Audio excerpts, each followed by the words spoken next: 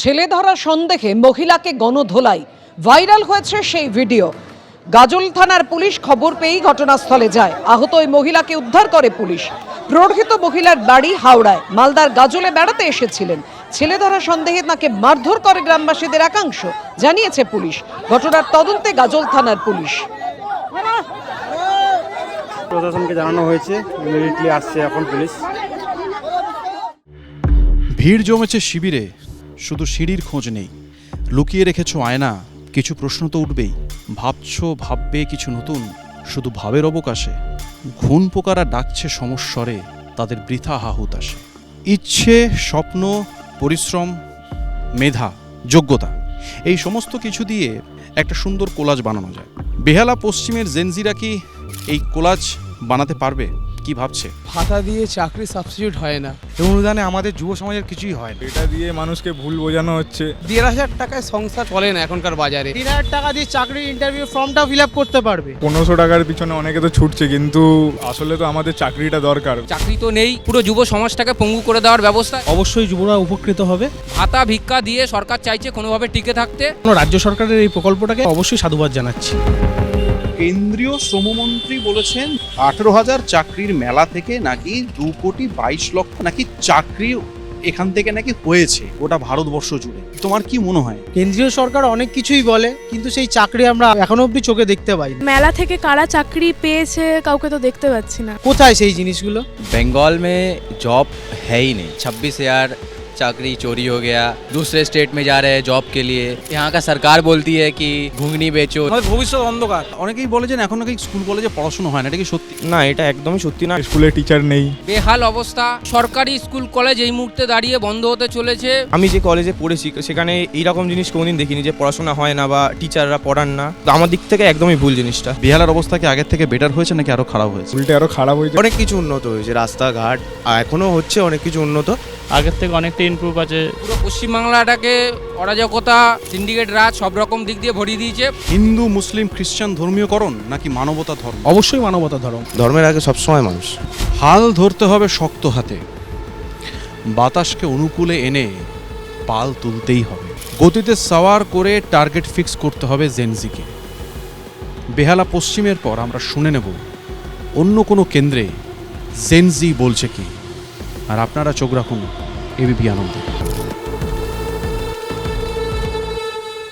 এই 15 বছরে কলকাতা সহ বেহালার আমূল পরিবর্তন হয়ে গেছে। গোটা জেনারেশনকে বেকার বানিয়ে দিয়েছে। বিজেপির কোনো গ্রহণযোগ্যতা আছে না? যাহাই বিজেপি তাহাই তৃণমূল। এই প্রথা যদি কেউ ভেঙে চলতে চায় তার কি হবে সেটা কিন্তু সুকুমার রায় অনেক আগেই বলে রেখে দিয়েছেন। চলতে গিয়ে কেউ যদি চায় এদিক ওদিক ডাইনে বাঁয়, রাজার কাছে খবর ছোটে পল্টনেরা লাফিয়ে ওঠে। দুপুর রোদে ঘামিয়ে তাই 21 হাতা জল গেলায়। আজকে আমরা এই বিধানসভা নির্বাচনের আগে বেহালা পশ্চিম বিধানসভা কেন্দ্রটা ঘুরে দেখব।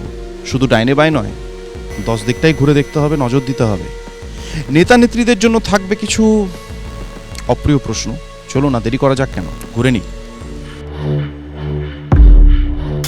রাজনীতি ক্ষমতা দেয়। রাজনীতিকরা প্রশাসনে গিয়ে নিজেদেরকে ক্ষমতার বাহক হিসেবে মনে করতে পারেন, আবার কেউ কেউ নিজেদেরকে ক্ষমতার সমর্থক হিসেবে ধরতে পারেন। তৃণমূলের সবচেয়ে বড় অপরাধ হচ্ছে বাংলায় একটা সাম্প্রদায়িক পার্টিকে জায়গা করে দেওয়া। টিএমসি আর সিপিএম তারা তো একই জোটের শরিক, হিন্দি জোটের শরিক। তবে ক্ষমতার কুর্সি নিজের ইচ্ছে মতো জনতাকে চালানোর ইচ্ছে যে লালন করে সে বিষয়ে কিন্তু কোনো সন্দেহ নেই। জামিনে মুক্তি পেয়েই পার্থ চট্টোপাধ্যায় মন্তব্য করেছিলেন, ভোটে দুর্নীতি কোনো ফ্যাক্টর নয়। এটাই কি এখন বাস্তব? দল দুর্নীতি করছে না, করছে ব্যক্তি। সে ব্যক্তি যেই হোক, যে দলেরই হোক, তার শাস্তি হওয়া উচিত। এটা তো একটা পুরো পশ্চিমবঙ্গ জুড়ে একটা অর্গানাইজড মাফিয়া চালিয়েছে এই চাকরি, একটা র্যাকেট চলেছে। সেখানে তৃণমূলের বিভিন্ন স্তরের নেতারা যুক্ত। বিধায়কের জেল হলো, আবার বিধায়কের ধাইকিরিকিরি জামিন হয়ে গেল। সিবিআই এখনো চার্জশিট দিতে পারছেন। মানুষ বুঝতে পেরেছে যে সিবিআই ইডি মানে হচ্ছে টম অ্যান্ড জেরি, ইঁদুর দৌড়। সকালবেলা ইঁদুর দৌড় হচ্ছে, বেড়াল দৌড় হচ্ছে। আপনাদের যে বিধায়ক তার কাছ থেকে কি আশা করেন? ও চুরি, চুরি ছাড়া কিছু আশা করি না। তাহলে তো এবারে অবশ্যই পরিবর্তন হওয়া দরকার। আমাদের দলে যে বা যারা করেছে তারা শাস্তি পেয়েছে, তারা আমাদের দলের সাথে নেই। তাদের সর্বোচ্চ নেতৃত্ব থেকে শুরু করে তাদের একদম সেখানে তাদের এমএলএরাও যুক্ত, তাদের মন্ত্রীরা যুক্ত, বিভিন্ন বোর্ডের যারা আধিকারিক তারাও যুক্ত। আমি শুধু পার্থ চ্যাটার্জিকে দোষ দিচ্ছি না, এ টাকা শুধু পার্থ চ্যাটার্জির টাকা নয়, এ টাকা পিসি ভাইপো প্রাইভেট লিমিটেড কোম্পানির টাকা। পশ্চিম বেহালা বিধানসভা কেন্দ্রে গতবারের বিধানসভা নির্বাচনে বিধায়ক নির্বাচন হয়েছিলেন পার্থ চট্টোপাধ্যায়। তিনি ছিলেন আমাদের শিক্ষামন্ত্রী এবং তৃণমূলের মহাসচিব। কিন্তু লক্ষ্য করলে দেখা যাবে এই চাকরি দুর্নীতি এবং চাকরি নিয়োগ পদ্ধতিতে যে দুর্নীতি, সেই বিষয়ে তিনি অভিযুক্ত হয়ে 3 বছর 3 মাস জেলে ছিলেন। গত বছর নভেম্বর মাসে উনি জামিনে মুক্ত হন। আমরা তারপর দেখেছি তৃণমূল কংগ্রেস দল তাকে বহিষ্কার বা সাসপেন্ড যাই বলুন না কেন করলেও বর্তমানে বিধানসভায় উনি 2টো কমিটিতে রয়েছেন। পার্থ চ্যাটার্জি বলে আমাদের দলে কোনো ফ্যাক্টর নেই। এটা সিবিআই আর ইডি যে আসলে টম অ্যান্ড জেরি, এটা মানুষ বুঝতে আরম্ভ করেছে। বিজেপি আর তৃণমূল দুটো দল না, একটা চোর তৃণমূল, একটা প্রাক্তন চোর তৃণমূল। বামদের নিয়ে আলোচনা করার এখানে ব্যাপার নেই, এখানে লড়াইটা হচ্ছে তৃণমূল ভার্সেস বিজেপি। যারা পশ্চিমবঙ্গে নতুন শিল্প কলকারখানা চাইছে, যারা পশ্চিমবঙ্গে চাকরি চাইছে, তারা প্রত্যেকে ভারতীয় জনতা পার্টিকেই ভোট দেবে। আচ্ছা, ক্ষোভ কি শুধু প্রতিকূলের মধ্যেই মনের মধ্যেই জমেছে, নাকি প্রবীণ বাম নেতৃত্বের সঙ্গে তরুণ প্রজন্মের ভাবনা ও কর্মপন্থার মতবিরোধ আরো বাড়ছে? আমি যে প্রতিকূলকে ভালোবাসতাম, আমি যে প্রতিকূল চিনতাম, সেই প্রতিকূল বেঁচে নেই। প্রতিকূল যে কথা 2 মাস ধরে বলছিল, আসলে এটা স্ক্রিপ্টেড। রাজনীতিতে যারা রং বদলায়, যারা দল বদলায়, তাদেরকে ধান্দাবাজ এবং সুবিধাবাদ বলে, মানুষ, সাধারণ মানুষ গাদ্দার বলে। বাম অতি বাম যে শক্তিগুলো আছে তারা মমতা বন্দ্যোপাধ্যায়ের হয়ে ভোট ক্যাম্পেইন করেছে, ভোটের প্রচার করিয়েছিল যাতে বিজেপি সরকারে না আসতে পারে। সেই জন্য মমতা বন্দ্যোপাধ্যায় চিরকাল তাদেরকে সুরক্ষা দিয়ে গেছে। এবার সরাসরি ওরা দেখেছে 21-এ এইভাবে ক্যাম্পেইন করেছে, তো এবার 26-এ তারা সরাসরি, যেমনি প্রতিকুল রহমান তার মধ্যে একজন। আপনার জায়গা থেকে আপনি কি মনে করেন যে এই অনুদান কি আপনার কাছে খুব গুরুত্বপূর্ণ? দিদির কাছ থেকে এই টাকাটা পেয়ে আমরা প্রচুর অনেক উপকৃত হয়েছি, অনেক সুবিধা হয়েছে। যারা দল করে তারা মিডল ক্লাস, যাদের দরকার নেই তারাও পায়, আর যাদের প্রয়োজন আছে, বস্তি অঞ্চলে থাকে, অন্যের বাড়ি কাজ করেন, গৃহসহায়িকা দরকার প্রয়োজন, তারা পায় না, যেহেতু তারা তৃণমূলের ঝান্ডাটা নিয়ে রাস্তায় হাঁটে না। আমরা তো প্রচন্ড উপকৃত হয়েছি।